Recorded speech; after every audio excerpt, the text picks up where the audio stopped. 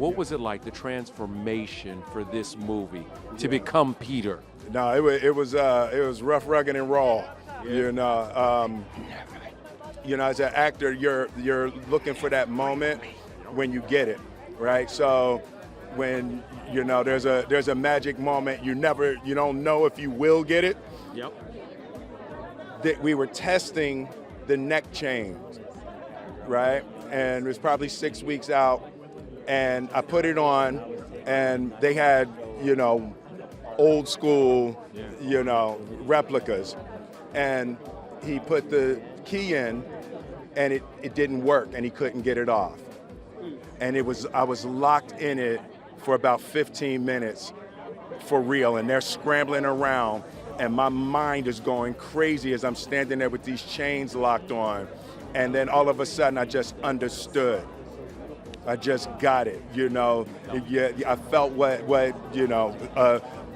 a taste of what it must have felt like. I had people scrambling around trying to get it off me, and Peter didn't. I fight them. They beat me.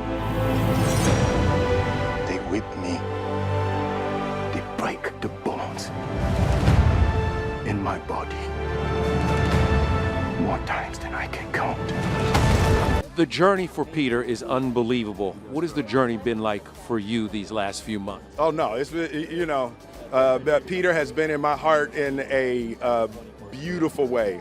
The recognition of the relationship between suffering and salvation. That realization that nobody gets out of bearing their cross. And it's just been a really beautiful, a brutal transformation. Must get to Baton Rouge through this swamp. Lincoln's army is dead. There are many ways to die in a swamp. I want to ask you then about what was it like being in the swamp? It was hot. Yeah. It was clearly, you were swimming, you were rolling in the mud. Yeah. What was that like? Now, those swamps are not a place for a human being to be out there trying to survive, So, being able to be in some of the actual locations that Peter was in, and it was a huge education for me. I had seen the picture before, and I didn't know anything about it, but then to be out there to experience it, like all of those whip marks now have stories behind them in my mind, Tell me about fighting the alligator. Yeah, no. So we were out there in the swamps for real. So what you don't want to hear as an actor is, cut, get Will out, we got a gator, get Will out. Yeah, so that happened out there a couple of times. Wow.